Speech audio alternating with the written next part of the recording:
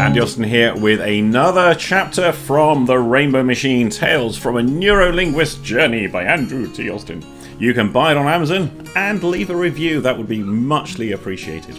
Now, this chapter here is Sarah the Dominatrix.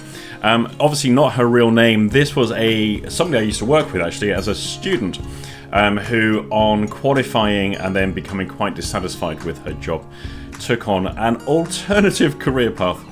A little bit awkward, this one, because then years later, after the book was published, in fact in the last few years, via social media, Sarah, as I will call her, has made contact and got in touch. She doesn't know that I wrote a little a page for the book on her exploits. If you want to know what that is, I can't tell you what it is because YouTube will demonetize and probably ban me and all the rest of it for not being family friendly. Now, in looking at this particular chapter, actually, I call these things chapters. It's a page, let's be honest. It got me thinking about a few things. As firstly, what am I going to talk about?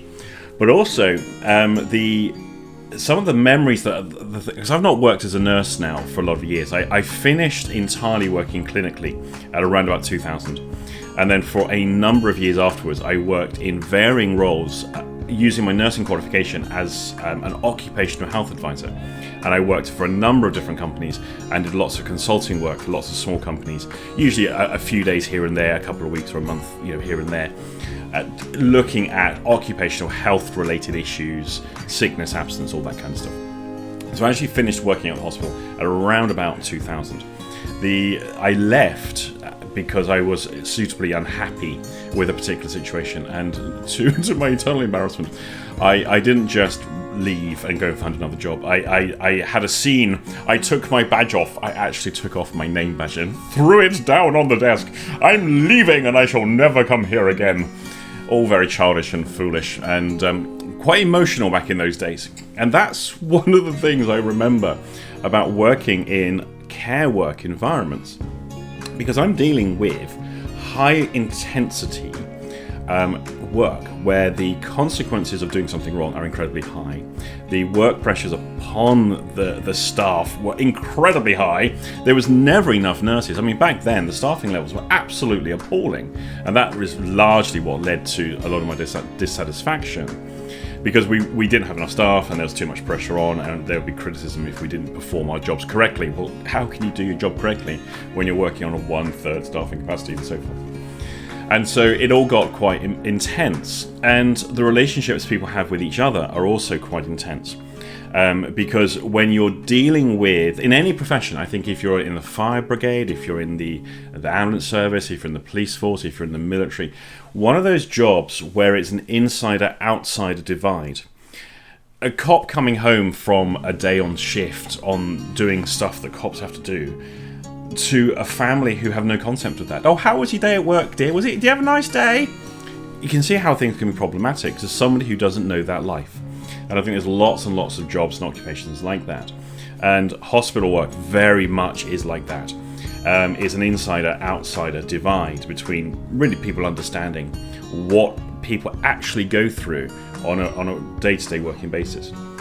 One of the things that's happened for me now as I've got older, I was in my 20s, young, naive, highly emotional, and slightly neurotic, it'd be fair to say, back in those days. And now I've got the benefit of age, wisdom, maturity, and most of all, distance, because I'm not living the stressful life of working really what was then a minimal wage job for fairly thankless hours and hard graft. Because I'm no longer in that emotional frame, I can see things a lot differently now and see things a lot more favourably to how I used to see things back then, because I'm no longer inside it. I have no doubt that were I to go back to working in those environments, I would probably become quite negative about it all again, because I'd be seeing it from an insider point of view rather than from an outsider point of view. And this is one of the little things I wanted to make this video about, was the perceptions that people have. And I guess things may be different now, and maybe the comment section will reveal whether the things are the same or not. But it was the inherent sexism and presumed sexism that I used to experience on a daily basis that I could never say anything about, because to do so would be a bigger problem. So one of the questions I used to get periodically from people who didn't work in the hospital, because I was a nurse, they go, "What, a male nurse?" Yeah, I think I am a male nurse. And then so the typical response from people would say, "Oh, I couldn't do your job, mate. Oh man, I honour and salute, respect you." I never ever, to my face, had anything negative apart from one individual, and I can't really count that individual because she was so horrible. Generically, I couldn't really count her opinion as having any validity at all. But people used to say to me, do people assume that you're gay as a result of being a male nurse? And not to my face is all I can say. I never had anybody ever give me a negative, apart from that one individual, give me a negative thing about being the male nurse. However, being a male nurse in a predominantly female environment, I used to so often get the following interaction would happen. I would have, say, an elderly female patient, and I would have to go and do whatever it is I need to do for that patient. And there would be a relative, it may even sometimes be a member of staff, although that wasn't so common, but it did happen frequently enough. And something, "Oh, Doreen, got a nice young man for you. Oh, Doreen, and people would make such a fuss that a nice young man. And all I could think was, could you imagine if the roles were reversed? "Oh, Fred, got a nice young lady for you. Oh," it would be seen very, very differently. But I used to have that. It was the norm. It was a normal experience for me to receive that kind of stuff. And I recognised that my female colleagues never ever had any of that because that's framed differently by culture. So it was quite a strange thing that people used to do.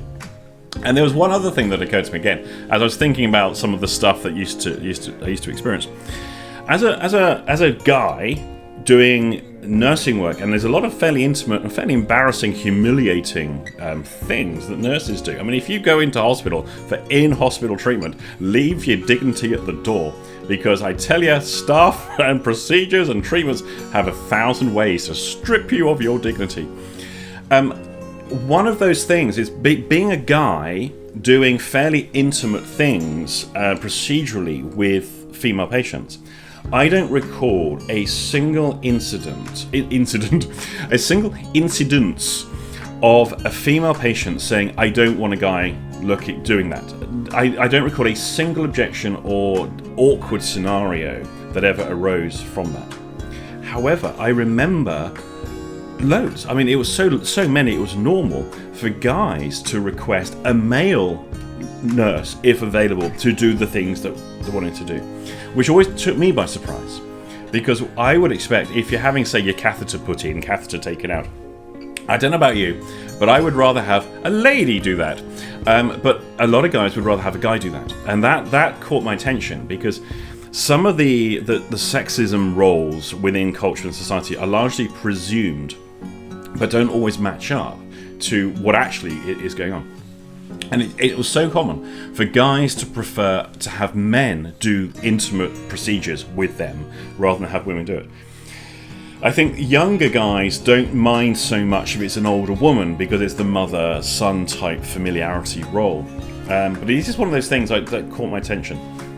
Now, the Sarah the Dominatrix page is about how my former colleague, and who, hi Sarah, if you now recognise who you are from the descriptions, found an alternative career where actually the intimacy that she was delivering through the dominatrix type job that she took on was actually a lot less, because she never made physical contact with her clientele, who would pay her handsomely for the abuse that she would administer.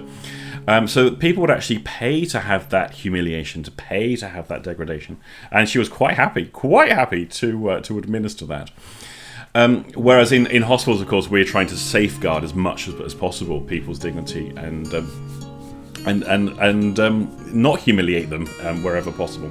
However, those things do happen. If you have any interesting or embarrassing stories to share, do please use the comment section. And I've just thought of the one that I might as well just give you.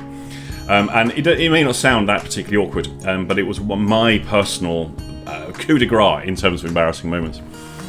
I was doing a pubic shave on a gentleman. He was about to have an angiography, so it's an assessment thing of the heart they do. And the way they do that is they pass a pipe up through the artery in your femur, and they thread it through. It's just incredibly clever, unbelievable the technology that these guys can do.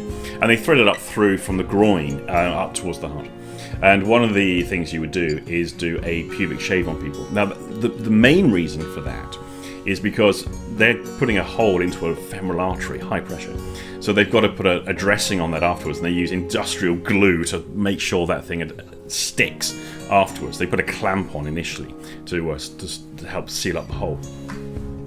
So when that gets ripped off, of course, you don't want to be ripping out all the hair. Now, I'm doing my routine morning pubic shaves on the patients who are going to go down to theatres to have this procedure on that morning. And I've got a guy who's the same age as me. He basically could be me in a different life. And yeah, this is awkward, this is uncomfortable. He's lying down and I'm doing the shave. And as the razor, because it's a dry razor, gets clogged up, I just go and blow all... oh dear God. And of course I look up, I make eye contact with him, he makes eye contact with me. Not a word was spoken. Bit warm, just carry on and pretend nothing's happened. Do share any stories you have in the comment section. Make me feel better about my life.